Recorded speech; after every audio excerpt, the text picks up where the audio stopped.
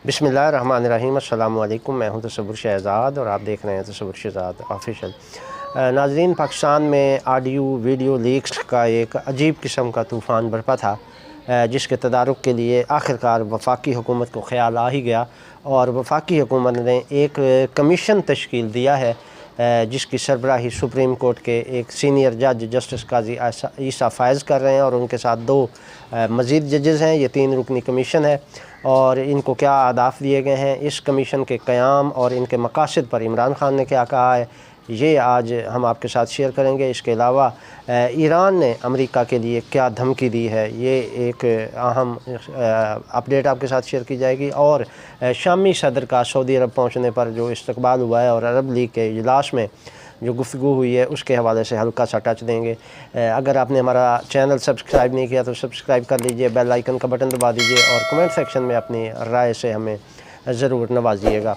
नाज़रीन, वफाकी हुकूमत ने ऑडियो लीक्स की तहकीकात के लिए एक 3 रुकनी कमीशन तश्कील दिया है। इस कमीशन के सरबराह सुप्रीम कोर्ट ऑफ पाकिस्तान के सीनियर तरीन जज जस्टिस काजी फ़ायज़ ईसा हैं और उनके साथ इस्लामाबाद हाई कोर्ट के चीफ़ जस्टिस और बलूचिस्तान हाई कोर्ट के चीफ़ जस्टिस बतौर रुकन कमीशन काम करेंगे। और ये कमीशन मुख्तलिफ़ ऑडियो लीक्स के हवाले से तहकीकात करेगा। इसमें बिलखुसूस जो सरफ़हरिस्त है वो ये है कि चीफ़ जस्टिस एक साबिक़ वज़ीर आला पंजाब और हाज़र सर्विस जज की एक गुफ्तगू लीक हुई थी, ये कमीशन उसकी तहकीकात करेगा। इसके अलावा चौधरी परवेज़ इलाही के वकील की एक जज के हवाले से सुप्रीम कोर्ट के बेंच के सामने मुकदमा दायर करने के हवाले से भी एक लीक है, उसकी भी तहकीकात की जाएंगी कि ये कैसे लीक हुई, किसने इसको रिकॉर्ड किया और इनके पीछे मकासद क्या थे। इसके अलावा चीफ़ जस्टिस ऑफ पाकिस्तान और एक वकील की भी ऑडियो लीक हो चुकी है, उसको भी इस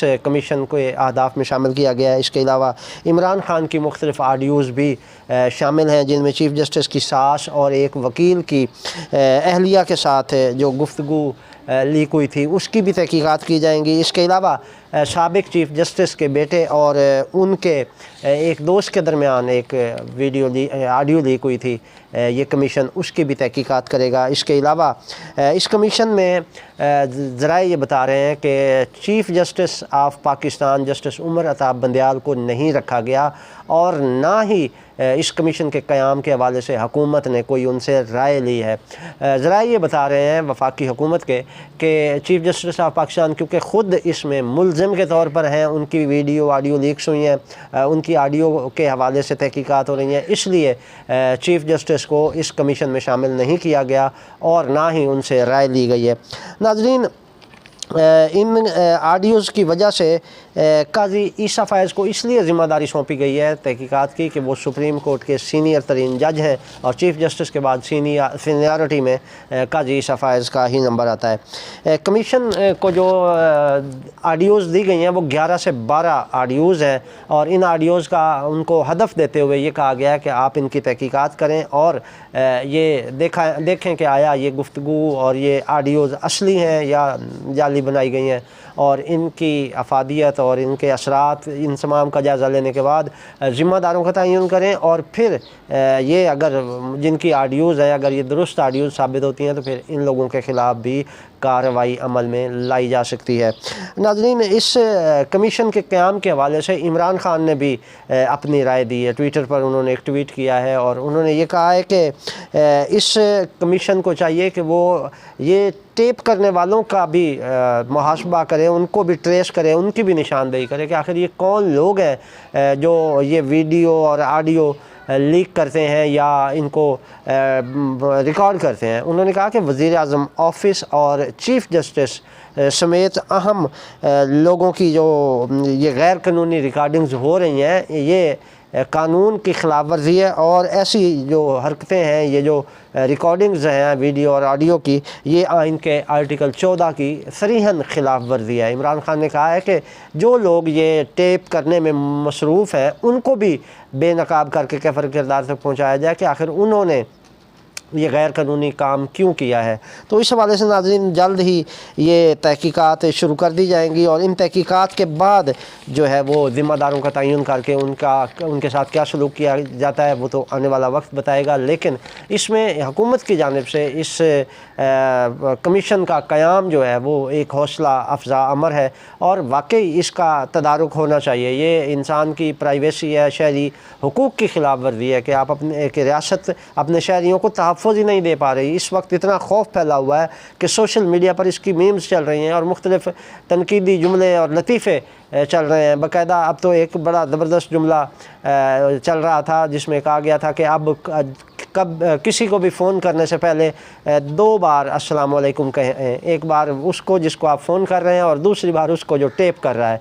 तो इससे इस लतीफ़े का मकसद ये है कि आपका हर फ़ोन टेप हो रहा है, खा छाबड़ी वाले से लेके वज़ीर-ए-आज़म सदर ममलिकत तक हर बंदे का फ़ोन आखिर किस तरह टेप किया जा रहा है, कौन टेप कर रहा है और ये सब कुछ क्यों हो रहा है। तो इससे जो है वो कानून और आइन की ये खुली खिलाफ वर्जी हो रही है और इसका तदारुक होना ज़रूरी है। ज़ाहिर है रियासत अपने शहरियों को आज़ादी देती है और ये शहरी आज़ादी के ख़िलाफ़ इक़दाम है और फिर इसकी जब कोई ऑडियो लीक होती है तो फिर मीडिया उसको बहुत ज़्यादा उछालता है और उसको इतना ज़्यादा वायरल कर दिया जाता है कि वो हर जगह पर पहुंच जाती है। तो इस हवाले से भी मीडिया को भी मोहतात किरदार अदा करना होगा और अब ये कमीशन की ज़िम्मेदारी है कि वो इस पर गैर जानबदाराना तहकीकात करके जो ज़िम्मेदारान हैं उनके ख़िलाफ़ सख्त तादीबी कार्रवाई अमल में लाए ताकि बाकियों के लिए ये बाइस इबरत हो। ये अगर तहकीकात होती हैं और ज़िम्मेदारों का मुहासबा होता है और कैफ़र किरदार तक पहुँचाया जाता है तो फिर ये केस जो है ये एक मिसाल बन जाएगा हमारे मुल्क में। तो इस हवाले से हुकूमत को ज़िम्मेदाराना अंदाज में इस पर काम करना होगा। दूसरा हमारा मौजू नाज़रीन पासदारान इनकलाब इस्लामी ईरान के जो कमांडर इन चीफ़ हैं जनरल हुसैन सलामी, उन्होंने ईरानी न्यूज़ एजेंसी फ़ारस न्यूज़ को इंटरव्यू देते हुए कहा है कि हमने जनरल कासिम सुलेमानी का बदला लेने के लिए अमेरिका को पहला वार तो कर दिया कि वो अब मशरिक़ वस्ता से आउट हो चुका है और अब हम दूसरा वार ये करने जा रहे हैं कि उसके फ़ौजी तनसीबात और फ़ौजी अड्डे भी मशरिक़ वस्ता से ख़त्म कर रहे हैं। और उन्होंने कहा कि ये वार हम बहुत जल्द करेंगे और ये बहुत कारी होगा।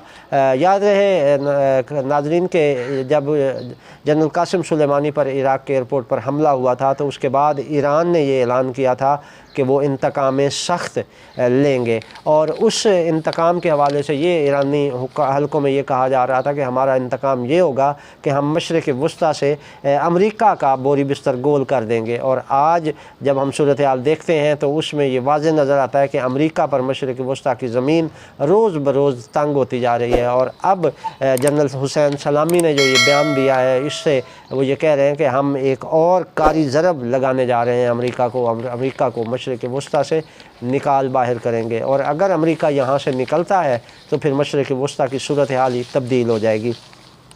दूसरी जानिब अरब लीग के इजलास में बशार अल असद ने शिरकत की और उनका बड़ा शानदार इस्तकबाल हुआ। मोहम्मद बिन सलमान ने इस पर वाकई लायक तहसीन स्टैंड लिया कि उन्होंने अरब ममालिक को मुत्तहद करने के लिए भरपूर किरदार अदा किया। और इस शामी सदर के अरब लीग के इस इजलास में शिरकत से 3 अरब ममालिक ने इसकी मुखालफत भी की थी और उन्होंने कहा था, कुवैत और 2 और ममालिक थे, उन्होंने कहा था कि हम नहीं चाहते कि बशार अल असद इस इजलास में आए। तो इस पर मोहम्मद बिन सलमान ने बड़ा वाज़ेह मौक़िफ़ अपनाया। उन्होंने कहा कि जिसको इस पर एतराज़ है वो इजलास में ना शरीक हो, बशार अल असद ज़रूर आएंगे। और फिर बशार अल असद इस इजलास में शरीक हुए और उन्होंने साबित किया कि वो अरब ममालिक के हवाले से वो साथ मिलकर चलना चाहते हैं, वो ख़ित्ते में अमन चाहते हैं।